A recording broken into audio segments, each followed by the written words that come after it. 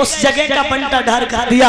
रुचि ने बढ़ के देख लिया, इस युग में यही घोटाला है नाक में दम जीजाओं की सालों ने गजब।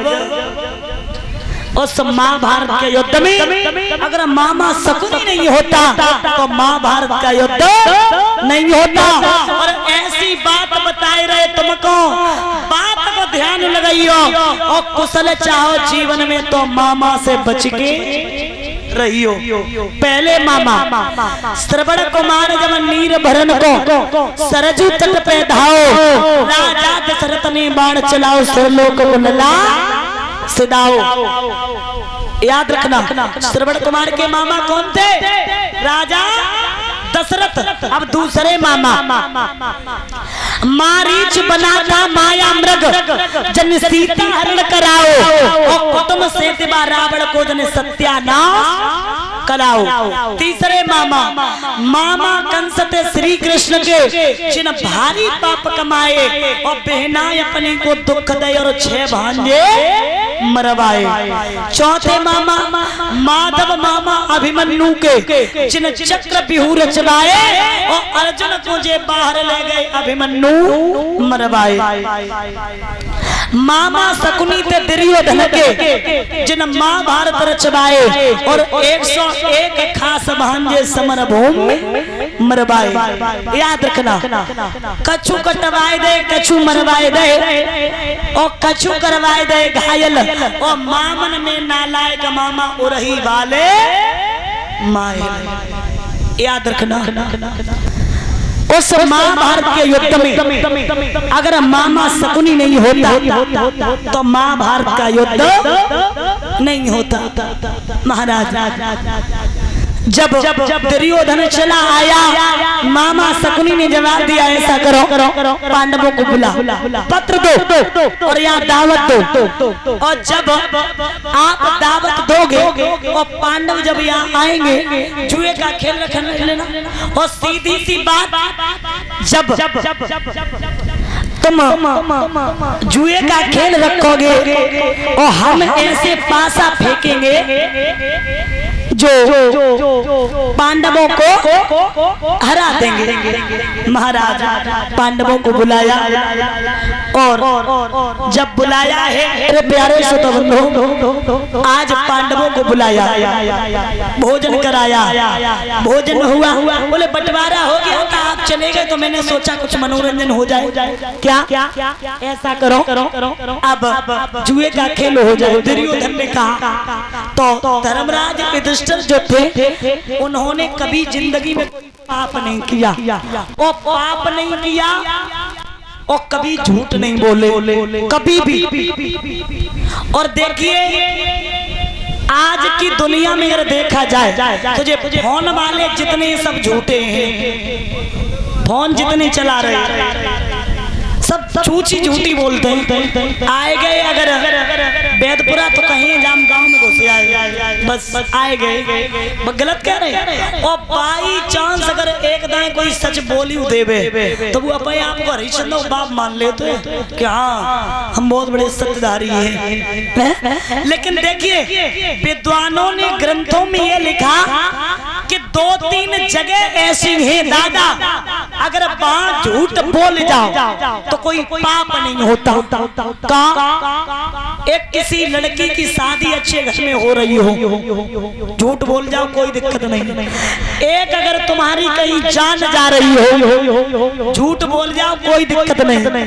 और एक अगर आप रास्ते से जा रहे, कोई कसाई आपको मिल रहा है और वो कसाई अगर पूछ रहा है कि भैया इनसे गैया निकल गई, सीधी कह दो ना भैया हमें लाइन देखी, तुम कह दियो वो काट दी, अब पाप किन पे पड़ी है तुम पे। तो याद रखना बोले नहीं जो खेलना तो पाप है नहीं खेलेंगे। तो धर्मराज युधिष्ठिर बोले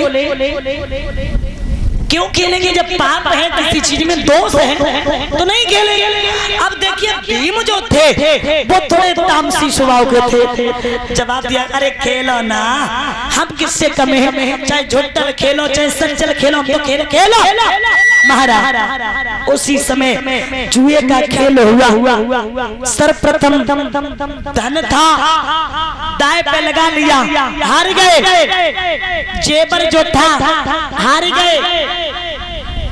महल तो महला सब हार गए। दौलत जमीन जायदाद सब हार गए। अंत में कौन बचा? कौन बचा दादा? द्रौपदी। अब द्रौपदी बची, द्रौपदी को भी दाएं पे लगा लिया। और जब द्रौपदी को दाएं पे लगाया है, इशारा किया दुशासन से, ए खड़ा खड़ा मेरा मुंह देख रहा, जा हमें देख रहा है क्या? जा उसे लेकर के आ। एक दिन उसने हमसे कहा था कि अंधों के तो अंधे ही पैदा होते हैं, लेकिन आज मैं उसे बताऊंगा कि मैं अंधों का अंधा हूँ या आंख वाला हूँ। जा लेके आ। देखिए दुशासन ने देर नहीं की, चल देता है। और जब चल देता है तो मैया द्रौपदी अपने केसों को सुखा रही। जवाब दिया, आप चलो, उस सभा में आपको बुलाया। बोले उस सभा में हमें बुलाया है? अरे उस सभा में मेरी तो कोई जरूरत ही नहीं है। क्यों क्यों क्यों क्यों क्यों? जिस सभा में जिस पत्नी के 5-5 पति बैठे हो, उस सभा में पत्नी को जाने की कोई जरूरत नहीं है। मुझे ले जा रहे हो? बोले आराम से कह रहे चलो, और ऐसे नहीं जाओगी तो घसीट के ले जाऊंगा, चलना पड़ेगा। केसों को पकड़ा और आज घसीट के ला करके सभा में खड़ी कर दी। भैया जब सभा में खड़ी कर दी है, 5 पति बैठे, द्रोणाचार्य, कृपाचार्य, पिता गांधार, कोई कुछ बोलने वाला नहीं है। दुर्योधन ने कहा है अब क्या तेरी हम शकल देखें या इसकी शकल देखें? क्या इसकी शकल देखने के लिए बुलाया? अरे खींच इसकी साड़ी को, ये वही द्रौपदी है क्या? बोले कह लो लला अभिमानी राजा अन्नपूर्णा जाओ।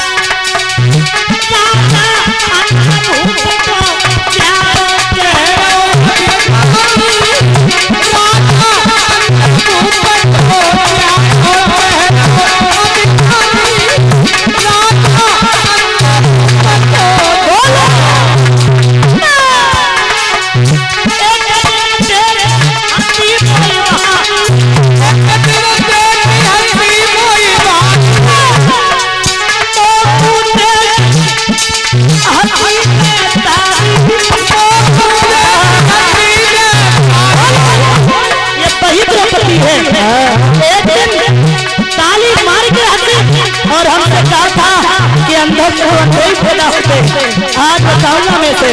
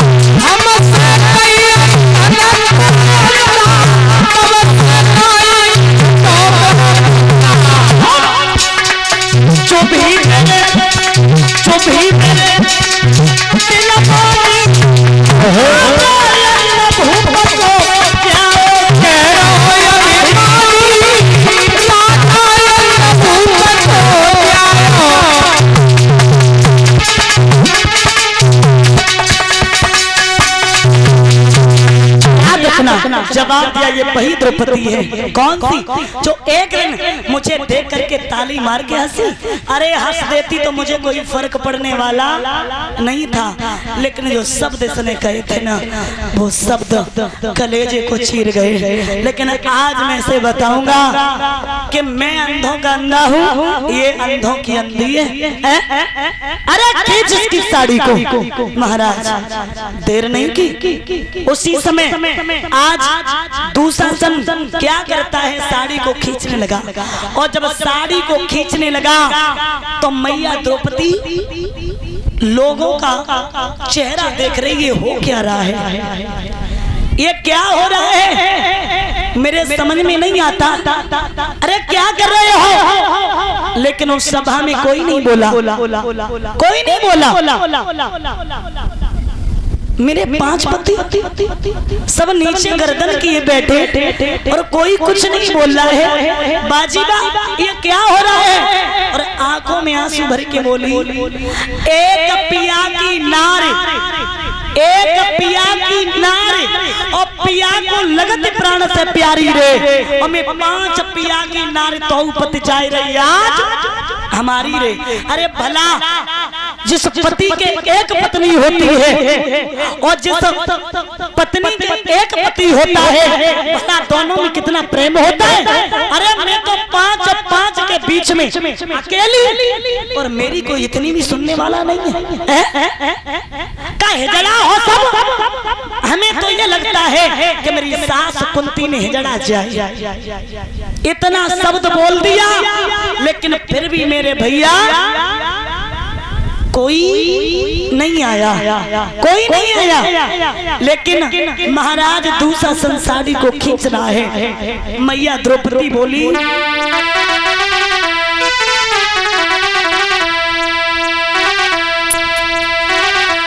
कि नीचे लिए बैठे सर, कुछ पड़े ना असर। मिला नीचे किए बैठे सर, कुछ पड़े ना असर। क्या मान रहेगा तुम्हें सरकार,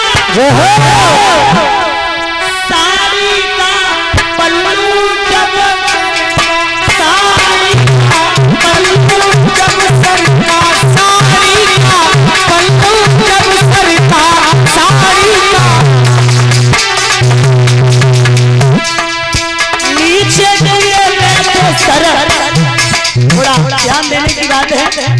नीचे लिए बैठे सर, कुछ पड़ेगा असर।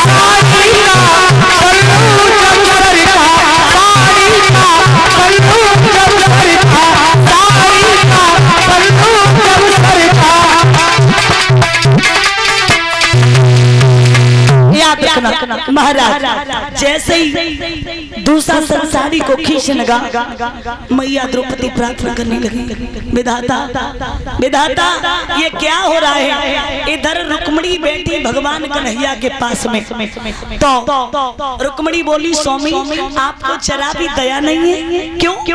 अरे आपकी बहन की लाज जा रही है, वो आप ऐसे बैठे हो, आप ऐसे बैठे हो।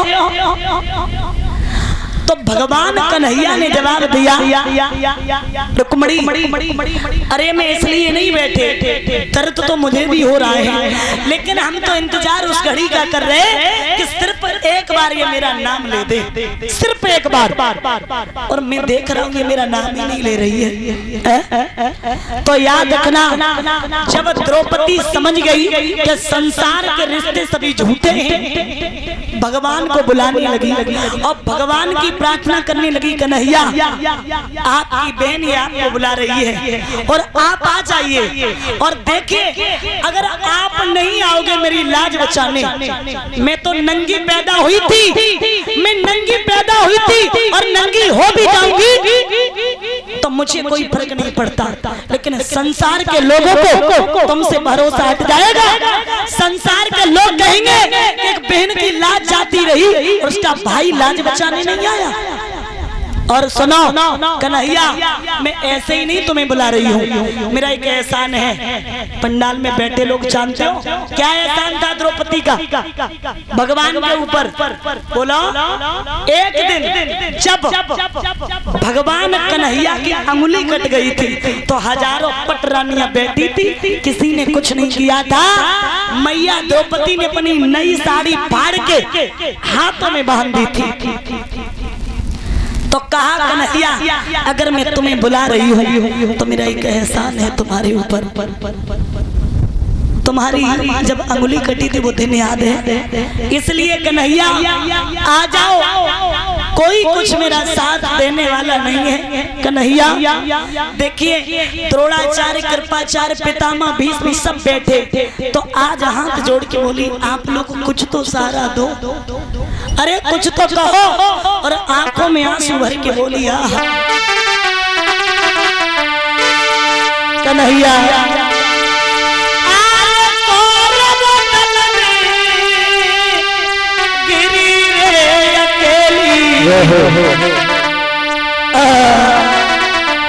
ओ मेरी आसी जाएगी और वे प्रभु दीना नाथ अगर मेरी साड़ी खिंच जाए,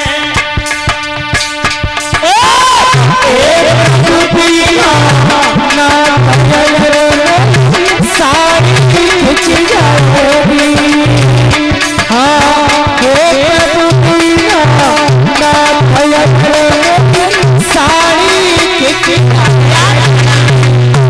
बोली पितामह भीष्म कृपाचार्य द्रोणाचार्य बैठे, उनसे बोली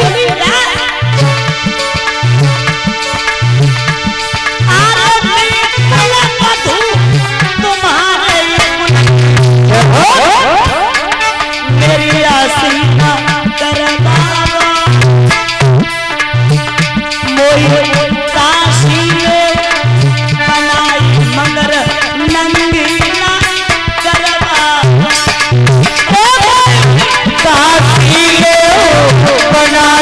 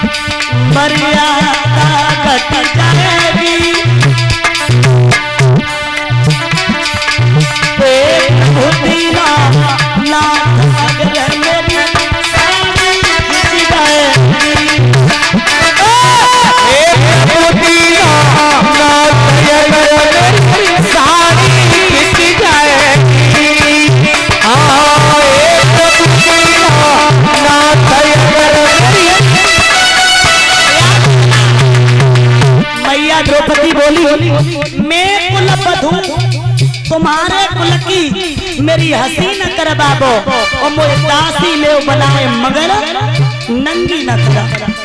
और सर बैठे, अब उसमें सर कौन हो गए? द्रोणाचार्य, कृपाचार्य, पितामह भीष्म। तो सर कौन है? देखिए जो सबसे बड़ा होता है उसे कहते हैं ना सर। जैसे कि स्कूल में प्रबंधक सबसे बड़ा है ना वो, तो इस तरीके से सबसे बड़े जो है ना वो पितामह भीष्म हैं। तो उनसे कहती है सर। सर बैठे सरदार सभा में और मर्यादा घट जाए। अब आगे मैया बोली कि विधाता एक बात समझ में नहीं आई, अरे पति जुआ में हारे, लेकिन मेरी क्या गलती थी? मेरी क्या गलती थी? अरे सभा में मुझे क्यों नगिन किया जा रहा है? बोली ओ समझ ला।